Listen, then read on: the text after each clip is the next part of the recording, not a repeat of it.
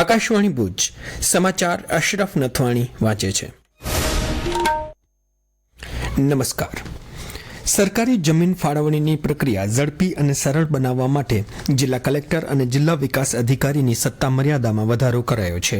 રાજ્ય સરકારના આ નિર્ણય અનુસાર જિલ્લા કલેક્ટરોની સત્તા મર્યાદામાં જે વધારો કરાયો તેમાં રાજ્ય સરકારના બોર્ડ નિગમને 2 હેક્ટર સુધીની જમીન ફાળવણી માટે નાણાકીય સત્તા મર્યાદા 15 લાખથી વધારીને 1 કરોડ, જ્યારે કેન્દ્ર સરકારના વિભાગોને 1 હેક્ટર સુધીની જમીન માટે નાણાકીય સત્તા મર્યાદા 50 લાખ કરવામાં આવી છે. સરકારી કર્મચારી તેમજ વ્યક્તિગત રહેણાંક હેતુની જમીન ફાળવણી માટે સત્તા મર્યાદા 1 લાખથી વધારીને 20 લાખ કરાઈ છે.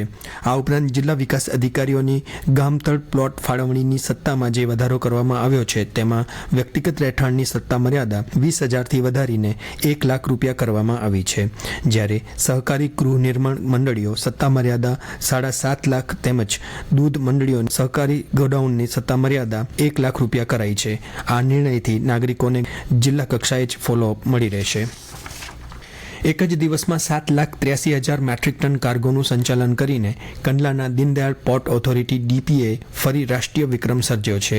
આ પહેલા 17 જૂન 2026ના રોજ નોંધાયેલ 7,78,000 મેટ્રિક ટનના એક દિવસના સંચાલનનો રેકોર્ડ હવે પાછળ રહી ગયો છે. આ સિદ્ધિ સાથે DPAના વાડીનાર સ્થિત ઓફશોર ઓઇલ ટર્મિનલે પણ નોંધપાત્ર સફળતા મેળવી છે. ટર્મિનલે એક જ દિવસમાં 5,09,000 મેટ્રિક ટન પ્રવાહી કાર્ગોનું સંચાલન કરીને નવું સીમાચિહ્ન હાંસલ કર્યું છે. જિલ્લા કલેક્ટર અનિલ રાણાવસિયાના અધ્યક્ષ સ્થાને આજે જિલ્લા જળ અને સ્વચ્છતા સમિતિની બેઠક યોજાઈ હતી, જેમાં કલેક્ટર દ્વારા પાણી પુરવઠા અને સ્વચ્છતાના કામોની સમીક્ષા કરવામાં આવી. બેઠકમાં જિલ્લા જળ અને સ્વચ્છતા સમિતિ દ્વારા અગાઉ મંજૂર થયેલી યોજનાઓને સુધારા મંજૂરી અને પાણી પુરવઠા બોર્ડ દ્વારા તૈયાર કરાયેલી યોજનાઓને સૈદ્ધાંતિક બહાલી આપવામાં આવી હતી. આ સાથે જર્જરિત ઊંચી ટાંકીઓના ડિમોલિશન બાબતે સર્વેની કામગીરી, ટોલ ફ્રી નંબર 1916 હેઠળ આવતી ફરિયાદોની સમીક્ષા, પાણી સમિતિઓની પુનઃરચના, જિલ્લામાં શહેર તથા ગ્રામ્ય સ્તરે પાણીના સ્ત્રોત તથા પાણી વિતરણ વ્યવસ્થા સહિતની કામગીરી બાબતે ચર્ચા કરવામાં આવી હતી. શ્રી રાણાવસિયાએ વિવિધ યોજનાઓના સંદર્ભમાં જરૂરી માર્ગદર્શન પૂરું પાડી જિલ્લામાં ગ્રામ્ય સ્તરે પાણી વિતરણ સુચારુ કરવા ઓપરેટરોની નિમણૂક કરવા અને સમગ્ર પાણી વિતરણ વ્યવસ્થાનું સંચાલન ગ્રામ પંચાયત તથા પાણી સમિતિને સોંપવા જણાવ્યું હતું. વરસાદી પાણીનો મહત્તમ સંગ્રહ રહેણાંક મકાનો તથા તળાવ સહિતના સ્તરે થાય તે માટે વિવિધ વિભાગોના સંકલનથી નક્કર આયોજન કરવા પણ સૂચના આપવામાં આવી હતી. વહીવટી કામગીરીને વધુ સુવ્યવસ્થિત બનાવવા અને કચેરીઓને માનવબળનું યોગ્ય વિતરણ સુનિશ્ચિત કરવાના હેતુથી જિલ્લા કલેક્ટર કચેરી દ્વારા એક વહીવટી આદેશ જારી કરવામાં આવ્યો છે, જે અંતર્ગત જિલ્લામાં ફરજ બજાવતા અનેક નાયબ મામલતદારોની બદલી આ નવી જગ્યાએ નિમણૂક કરવામાં આવી છે.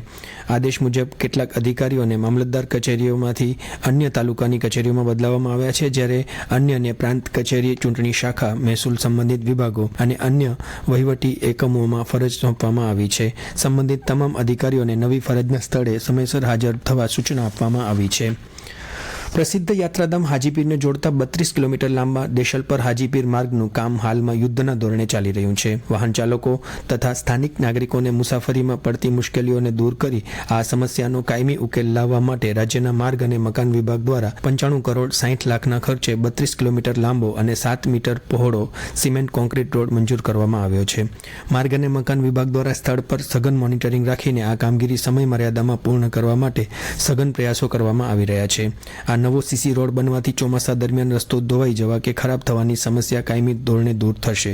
ઉપરાંત હાજીપીર ખાતે દર્શનાર્થે આવતા લાખો શ્રદ્ધાળુઓ માટે યાત્રા સુગમ બની રહેશે. આબોહવા પરિવર્તન, અલ નીનોની પ્રતિકૂળ અસરો અને અનિયમિત ચોમાસાને કારણે ખરીફ પાકો પર મોટું સંકટ તોડાઈ રહ્યું છે. તેવામાં રાજ્યસભામાં કૃષિ અને ખેડૂત કલ્યાણ મંત્રાલય દ્વારા રજૂ કરવામાં આવેલા એક અહેવાલ મુજબ દેશમાં ખાદ્ય સુરક્ષા અને કૃષિ ઉત્પાદન પર તોડાઈ રહેલા જોખમને પહોંચી વળવા માટે સરકારે દેશના કુલ 262 જિલ્લાઓને સંવેદનશીલ જાહેર કર્યા છે.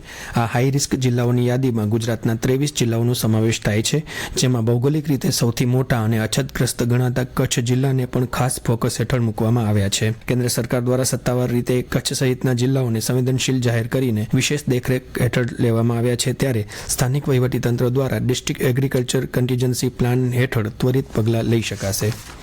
આજે વિશ્વ હેપેટાઇટિસ દિવસ નિમિત્તે વિવિધ તાલુકાઓમાં વિવિધ બિનસરકારી સંસ્થાઓ અને જિલ્લાના વિવિધ આરોગ્ય કેન્દ્રો ખાતે આરોગ્ય તપાસ, સ્ક્રીનિંગ તથા જનજાગૃતિ કાર્યક્રમોનું આયોજન કરવામાં આવ્યું હતું, જેમાં હેપેટાઇટિસના પ્રકારો, તેના સંક્રમણના માર્ગો, બચાવના ઉપાયો, સમયસર તપાસનું મહત્વ તથા યોગ્ય સારવાર અંગે લોકોને વિગતવાર માર્ગદર્શન આપવામાં આવ્યું હતું. આ સાથે સમાચાર બુલેટિન પૂરું થયું. નમસ્કાર.